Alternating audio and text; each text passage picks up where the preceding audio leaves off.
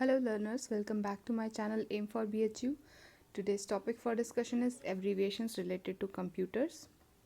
Students, आज मैं आप सबके साथ अपनी एक स्ट्रैटेजी शेयर करने वाली हूँ रिगार्डिंग एब्रीविएशंस. एब्रीविएशंस आपके बहुत सारे सब्जेक्ट्स में हैं एंड आज के वीडियो में हम कंप्यूटर एब्रीविएशंस डिस्कस करेंगे. अपकमिंग वीडियोस में आपको आपके सिलेबस से रिलेटेड और ऐसे टॉपिक्स जिनमें एब्रीविएशंस हैं हम वो भी डिस्कस करेंगे. एंड तो मेरी स्ट्रेटजी ये रहती थी एब्रीविएशंस के साथ दैट मैं सिर्फ उनके फुल फॉर्म नहीं लिखती हूँ, साथ में एक दो लाइन में बिल्कुल कंसाइजली ये भी लिखती हूँ कि ये टर्म्स हैं क्या, इससे क्या बेनिफिट होता है कि नेक्स्ट टाइम जब आप नोट्स के थ्रू इन्हें रिवाइज करते हैं तो you will easily get the full form as well as a little info about the term. So ये मेरा तरीका है नोट्स बनाने का. और आज इसी तरह मैंने इस वीडियो में भी आपके मेंशन किया है सारे एब्रीविएशंस के साथ उनके बारे में थोड़ा थोड़ा. And before starting the video just to remind that through my channel I am here to help you to cover your syllabus and guide you throughout your journey. So stay tuned to my channel for more such videos and let's begin now.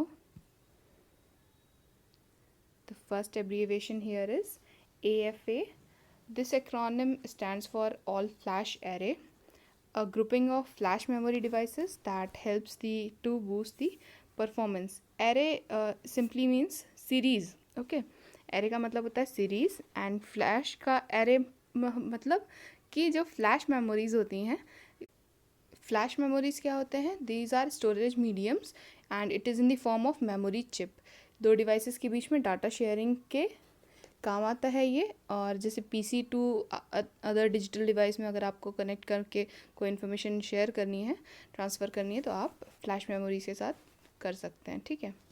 Next comes the PIOS. This is the basic input output system and it controls the computer, telling it what operations to perform. These instructions are on a chip that connects to the motherboard. इससे पहले जो video मैंने डाला था basics of computers में आपने motherboard को देखा है और उसके थ्रू आपने ये देख लिया होगा कि बहुत सारे उसमें कंपोनेंट्स के लिए जगह बनी होती है जहाँ पे वो उनको चिप्स को और CPUs को सब चीज़ों को वहाँ पे इंसर्ट किया जाता है उसमें. तो ये भी वहीं पर होता है, मदरबोर्ड के साथ कनेक्टेड होता है BIOS आपका. एंड ये एक फर्मवेयर होता है जो पर्सनल कंप्यूटर के सिस्टम में प्री इंस्टॉल्ड ही आता है. ठीक है. और BIOS जो है कंप्यूटर से ही कनेक्टेड बाकी के डिवाइसेस जैसे कि माउस, कीबोर्ड, इन सब से कनेक्ट करता है. Okay. Next comes CPU. This stands for the central processing unit of the computer. This is like a brain of computer and ये हमने पिछले वीडियो में इसको भी डिस्कस किया था. बट जितने भी इंपॉर्टेंट एब्रीविएशंस हैं उनमें सब में उन सबको मैंने इंक्लूड किया है सो दैट आप एक भी मिस ना करें. कुछ ऐसे भी टर्म्स हैं जो हम पहले वीडियो में डिस्कस कर चुके हैं बट स्टिल वो इम्पॉर्टेंट थे, मैंने फिर से इंक्लूड किया उन्हें. Okay. HDD, this is an acronym for hard disk drive, the traditional spinning drives that store information. ये हार्ड डिस्क ड्राइव जो है आप सबने देखा होगा, रेक्टेंगुलर या स्क्वायर किसी भी शेप के हो सकते हैं ये. और ये एक बॉक्स फॉर्म में आते हैं, एक केबल इनके साथ कनेक्टेड होता है जिससे आप अपने लैपटॉप या PCs को कनेक्ट करके अपना data in hard disk drive में भी स्टोर कर सकते हैं. जैसे पुराने PCs में या लैपटॉप्स में उतनी स्टोरेज कैपेसिटी नहीं होती थी, तो ये एक एक्सटेंशन होता है आपके स्टोरेज का जहाँ से आप अपनी अदर डाटाज़ को लैपटॉप से हटा के आप अपने हार्ड डिस्क ड्राइव्स वगैरह में सेव करके रख सकते हैं. Next comes LCD. This stands for liquid crystal display and it's a type of LCD को लास्ट वीडियो में हमने डिस्कस भी किया था when we were discussing about the types of monitors. तो ये एक टाइप ऑफ मॉनिटर, एक कंप्यूटर स्क्रीन का टाइप है and this stands for liquid crystal display. Next comes Mac. This is an abbreviation for Macintosh, which is a type of personal computer made by the Apple Computer Company. जब first time Apple ने अपना एक PC launch किया था तो उसको Macintosh नाम दिया था और अब आप इन PCs को Mac करके भी बोलते हैं. ये इसका शॉर्ट फॉर्म है. And this Mac is used for denoting Apple के जो लैपटॉप्स आते हैं उनको MacBook बोलते हैं. ठीक है. Next is OS, the operating system of the computer. It is the main program that runs on a computer and begins automatically when the computer is turned on. Okay. OS के बारे में भी हमने last time पढ़ा था. इसे अलग से कोई रन करने की ज़रूरत नहीं पड़ती. As soon as you turn on your computer, it automatically runs. Okay, next is PC. This is the abbreviation for personal computer, and it is originally referred to the computers that were IBM compatible. जो personal computers हम अपने personal use के लिए रखते हैं, computers को use करते हैं, उन्हें PCs बोलते हैं. That is personal computer. Next comes the PDF. This represents the portable document format, and this displays the files in a format that is ready for web. PDF आपके files को display करने का एक ऐसा format है which is ready for the web, and you can transfer it from one device to other very easily. ठीक है. Next comes the RAID, a type of storage that can be configured in different ways to provide a redundant copy of files. RAID stands for redundant array of independent disk. Okay, what is redundant? First of all इसे जान लीजिए तो आपको और clear हो जाएगा. Redundant is something which is not needed any more. Okay, तो यानी जैसे एग्जांपल ले लीजिए आप कि आपने किसी फाइल को दो जगह पे सेव किया. जैसे एडमिट कार्ड का एग्जांपल ले लीजिए. आपने अपना एडमिट कार्ड BHU के वेबसाइट से जब अवेलेबल रहेगा आप डाउनलोड करेंगे तो अपने PC या लैपटॉप में सेव करेंगे. ओके, देन आप उसे अपने पेन ड्राइव में ट्रांसफ़र करेंगे ताकि आप उसका प्रिंट आउट ले सकें, अगर आपके पास अपना प्रिंटर नहीं होगा तो आपने सेम एडमिट कार्ड को दो जगह सेव कर रखा है अभी, लैपटॉप या PC और अपने पेन ड्राइव में भी, तो वो उसकी डुप्लीकेट कॉपी हो गई, है ना. एंड जहाँ पे भी इस तरह से डबल सेव किया रहता है, अब आपने जब प्रिंट आउट ले लिया होगा तो आपके पास उस सेकेंड कॉपी को पेन ड्राइव में रखने की कोई ज़रूरत नहीं है, आप उसे डिलीट भी कर सकते हैं. तो this is now redundant for you. इसी तरह जो जितनी भी चीज़ें जो भी files now they are redundant, उन सभी फाइल्स को क्या करते हैं, RAID के through they can be created an array of such files. Okay, next comes RAM. This stands for random access memory, which is the space inside the computer that can be accessed at one time. If you increase the amount of RAM, then you will increase the computer's speed as well. ये हमने last video में भी discuss किया था कि RAM जिस computer का जितना ज़्यादा होता है वो उतने फ्रीली जो है उस कंप्यूटर की स्पीड उतनी अच्छी होती है for performing various programs at a same time. And random access memory के बारे में मैंने ये भी बताया था आपको कि ये वॉलेटाइल मेमोरी होती है. दैट इज़ अगर आपने इसे सेव नहीं किया है तो कंप्यूटर के टर्न ऑफ होते ही ये वैनिश हो जाती है. Next comes RDMA.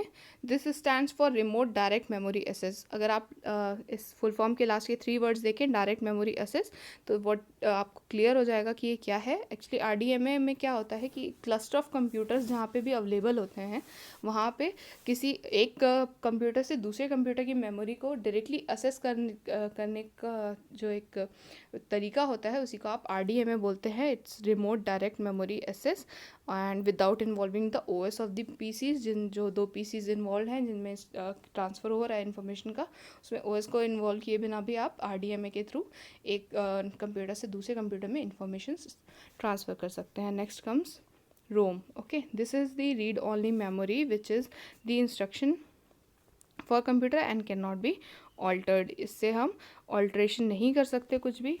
And this contains what instructions for the computer. Next comes SATA. This stands for Serial Advanced Technology Attachment. and ये हार्ड ड्राइव जो हमने अभी ऊपर डिस्कस किया उसी का एक टाइप होता है. What is SATA? It's a hard drive and इसकी स्टोरेज कैपेसिटी सिर्फ अच्छी ही नहीं एक्सेलेंट में होती है, बिकॉज हार्ड ड्राइव्स एक्चुअली पहले आते थे. अब SATA जो है these are advanced technology for saving the data in a hard drive. Okay, it's a type of hard drive. Next comes SSD, another type of hard drive, and this hard drive has no moving part and इसका full form होता है solid state drive. Okay, next comes VGA. this is video graphic array and ये IBM ने develop किया था. VGA जो है cables, ports, connections, इन सब का एक टाइप होता है. एंड VGA अब इतना यूज़ नहीं होते, ये पहले यूज़ होते थे. They have become obsolete now. And इसमें and this stands for video graphic array. Okay, next comes DNS. This stands for domain name server. This can help recognize an IP address used by domain name. ये server क्या करता है कि जब हम enter करते हैं कंप्यूटर में किसी जैसे किसी वेबसाइट का एग्जांपल ले लीजिए आप www.youtube.com का एग्जांपल ले लीजिए कि आपने जैसे ये एंटर किया तो ये DNS जो होता है ये सर्वर क्या करता है कि इस डोमेन नेम को IP एड्रेस में कन्वर्ट करके कंप्यूटर को जो है हमारी लैंग्वेज नहीं समझ में आती ना, कंप्यूटर की तो अपनी एक लैंग्वेज होती है, तो वो उसको उसी तरह से उसके IP एड्रेस में कन्वर्ट करता है और वो एड्रेस मोस्टली न्यूमेरिकल फॉर्म में होता है। जैसे आप कभी कभी देखते होंगे 198.105 समथिंग समथिंग वो ऐसे होता है ना, तो दैट्स IP एड्रेस। तो हम जैसे ही किसी डोमेन नेम को एंटर करते हैं तो डोमेन नेम जो सर्वर होता है ये सर्वर उसे IP एड्रेस में कन्वर्ट कर देता है। Okay, next come the FTP. This is called file transfer protocol, and this moves a file between computers using the internet के थ्रू दो कंप्यूटर्स के बीच में अगर आपको कोई फाइल्स ट्रांसफ़र करनी है तो आप FTP के थ्रू कर सकते। Next comes HTML. This is hyper text markup language. ये एक ऐसा फॉर्मेट होता है इन्फॉर्मेशन को सेव करने का जिसके थ्रू वो इजीली इंटरनेट के थ्रू ट्रांसफ़र हो सके कंप्यूटर से दूसरे PCs तक। ठीक है, नेक्स्ट कम्स ये HTTP hyper text transfer protocol. हर एक लिंक स्टार्ट ही इसी से होता है, हम तो रोज़ ही देखते हैं हम सब ऐसे। तो is a set of instructions for the software that controls the movement of files on the internet. Okay, next comes the ISP, the internet service provider. It is the company which provides internet service, so you can connect your computer to the internet. हम सब किसी ना किसी network के ऊपर dependent है to connect our computer और device to the internet. हम किसी भी एक कंपनी से डेटा सर्विसेज लेते हैं तो इसी को आप ISP बोल सकते हैं। ठीक है, next comes IP. This stands for Internet Protocol. It is a set of rules that governs the system connected to the internet. ठीक है, एंड IP एड्रेस भी इसके साथ एक रिलेटेड टर्म है इसको भी समझ लीजिए। Is a digital code specific to each computer that is hooked up to the internet. अभी यूट्यूब का जो एग्जांपल मैं आपको दे रही थी, हो सकता है उसका IP एड्रेस ऐसा ना होता हो, मैं आपको सिर्फ एग्जांपल दे रही थी। वो 198.105 समथिंग वैसे ही होता है वो। तो सबके न्यूमेरिकल टर्म्स में एक एड्रेस होता है, IP एड्रेस उसको बोलते हैं, and that is always in a numerical term and it is a digital code. और ये सब कंप्यूटर्स के लिए स्पेसिफिक होता है, कंप्यूटर्स का भी होता है और जिस वेबसाइट या जिस लिंक को आप देख रहे हैं उसके लिए भी होता है। Okay, next comes the LAN. This stands for the local area network, which consists of the servers that your computer connects to in your local area. As the name suggests, local area यानी एक particular छोटे ही radius में जितने computers available होंगे उनसे connect अगर आपको करना है तो उसके लिए आप LAN का यूज़ कर सकते हैं। Next comes PPP, that is point to point protocol. This is what? It's a set of rules that allows your computer to use the IP, that is internet protocols, using a phone line and a modem. आपने देखा होगा कि modem और phone line के through जो पहले landline phones हुआ करते थे उनसे कनेक्टेड एक मॉडेम हुआ करते थे, एंड अभी बहुत लोग यूज़ करते हैं इन्हें। ठीक है, तो इसके थ्रू हम अपने कंप्यूटर को इंटरनेट किससे कनेक्ट कर सकते हैं और इसी को आप पॉइंट टू पॉइंट प्रोटोकॉल बोलते हैं। Next comes the search engine optimisation, SEO, and ये टर्म पिछले एक डिकेड से आई थिंक काफ़ी ग्रो किया है ये सर्च इंजन ऑप्टिमाइजेशन का ट्रेंड। तो क्या होता है ये, इस प्रोसेस के through actually search engine result जो पेज आता है, कोई भी चीज़ आप गूगल पे जाकर सर्च कीजिए तो जो पेज आपके सामने बहुत सारे ऑप्शंस के साथ खुलता है उसी को आप क्या बोलते हैं, सर्च इंजन रिज़ल्ट पेज। और इसमें जैसे इमेजिन आपकी एक वेबसाइट है, ठीक है, तो सर्च इंजन ऑप्टिमाइजेशन के थ्रू आप क्या कर सकते हैं कि जब भी कोई सर्च करे उस वेबसाइट से रिलेटेड किसी चीज़ को या कुछ भी, तो आपकी वेबसाइट ऊपर सबसे ऊपर पॉप करे। मोस्टली क्या होता है कि जो रिजल्ट्स हमारे सामने आते हैं हम उसमें से फर्स्ट या सेकंड लिंक को ही ओपन कर लेते हैं, नीचे तक स्क्रॉल बहुत कम लोग करते हैं ना। तो वैसे ही तो सर्च इंजन ऑप्टिमाइजेशन के थ्रू आपका जो वेबसाइट है उसे सबसे ऊपर पॉप करे लोग, ऐसा करते हैं। सो SEO यानी सर्च इंजन ऑप्टिमाइजेशन के थ्रू लोग अपने सर्च इंजन रिजल्ट्स को ऑप्टिमाइज़ कराते हैं ताकि उनके लिंक्स या उनकी वेबसाइट्स सबसे ऊपर पॉप करें। Okay, next comes the URL. This is the Uniform Resource Locator, which is a path to certain file on the World Wide Web, and it is what you may also call the web address. यही आपका web address भी होता है URL, and URL का full form याद रखिएगा. This is Uniform Resource Locator, and I think it's time to drop a question. Who invented www, that is World Wide Web? ये आप मुझे बताइएगा. And next comes the USB, the Universal Serial Bus, and it is used for communication between certain devices. Okay, it can connect keyboards, cameras, printers, mic, flash drives. USB cables हमारे लिए अब common हो चुके हैं, क्योंकि ये अब आपके चार्जर के साथ भी आते हैं, फ़ोन के चार्जर्स के साथ. And these can easily connect your mobile phone to your laptop और टू योर PCs, या कीबोर्ड्स और कैमराज और प्रिंटर्स. ये सब चीज़ें जो हम सब सारी डिवाइसेस जो भी हम कंप्यूटर्स के साथ अटैच करते हैं, उसको आपने देखा होगा, उसके जो केबल्स होते हैं वो USB टाइप केबल्स होते हैं. Okay. Next comes virtual reality. It simulates a 3D scene on the computer and has the capacity of interaction. This is widely used in gaming.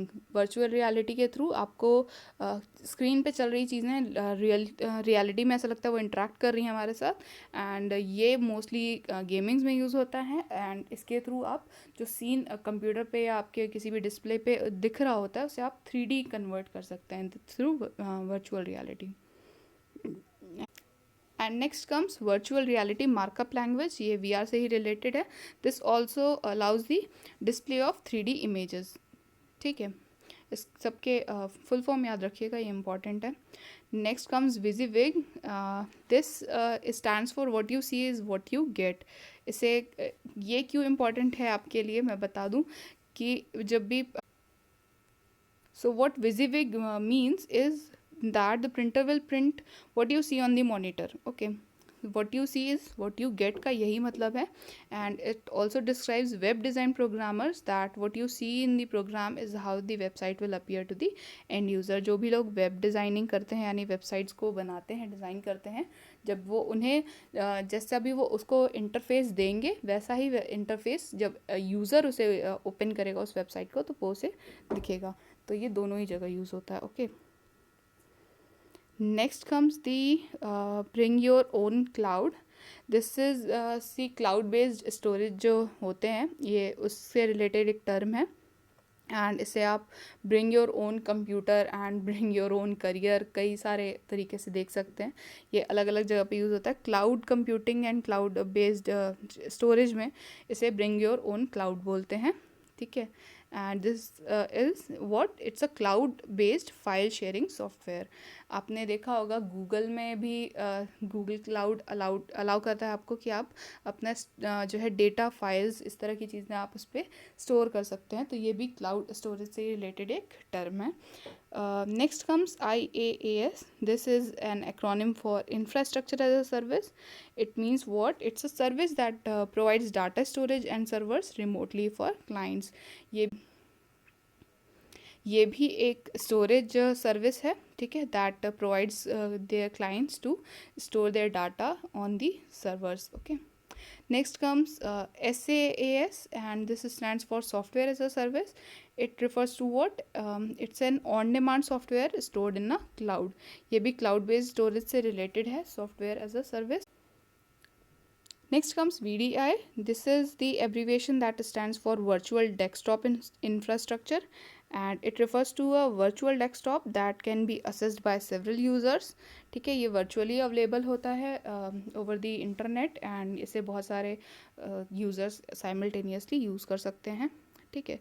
Next comes the VPN. This stands for Virtual Private Network, and this is used to represent a secure connection between a network and a user. Private से ही आप ऐसे guess कर सकते हैं कि ये सिर्फ network और यूज़र के बीच में ही है. ऐसे बहुत सारे लोग या अदर्स एक्सेस नहीं कर सकते. ठीक है. This is only for a particular user, VPN. ठीक है. Next comes the artificial intelligence. What is this? AI refers to the development of computer system to perform tasks like speech recognition and object assessment etc. आपने देखा होगा Google assistant है ना, and iPhone में भी एक असिस्टेंट होता है सिरी। ये सब आपकी वॉइस पर काम करते हैं, ठीक है। एंड आपने देखा होगा कि गूगल असिस्टेंट कैसे वर्क करता है, आपकी वॉइस पे वर्क करता है। तो आर्टिफिशियल इंटेलिजेंस क्या है, यही आपकी speech recognition and object assessment, ये सब क्या है, आपका आर्टिफिशियल इंटेलिजेंस है, जो आजकल के कंप्यूटर सिस्टम्स में एंड मोबाइल फ़ोन्स में कॉमन हो चुका है, ठीक है। Next comes the ASR। This stands for the automatic speech recognition and refers to computers ability to understand your speech. आप इसमें एलेक्सा का एग्जांपल ले सकते हैं, that easily recognises your speech and आप जो भी इंस्ट्रक्शंस उसे देते हैं they perform them as well. So ASR is what, automatic speech recognition. Next comes the Next comes the DL. This is the acronym for deep learning, and this refers to the complicated task that requires many layer of integration in a machine's neural network. ये machine के network से related होता है, and this has a many layers of integration. So DL is what, deep learning of machine's neural network. Next comes the FKP. This stands for facial key points. These are the places where software looks to recognise faces. आपने देखा होगा आजकल phones जो है face unlock उनमें available होता है, तो ये किस पे वर्क करते हैं, FKP से ही वर्क करते हैं। Next comes the ML, which stands for machine learning. This is the ability of a machine to learn and integrate new information, okay. And so this is all for today. I hope the topic is clear to you all now, and you can convey your doubts in the comment box or through email. You can also find my mail ID in the description box. So stay tuned to my channel. और अगर आपको BCom entrance से related किसी भी topic में confusion है तो you can mention that in the comment box. I will include them as well. And stay home, stay safe. I hope you liked the video. Share it with your friends and hit like button and subscribe to my channel. Happy learning.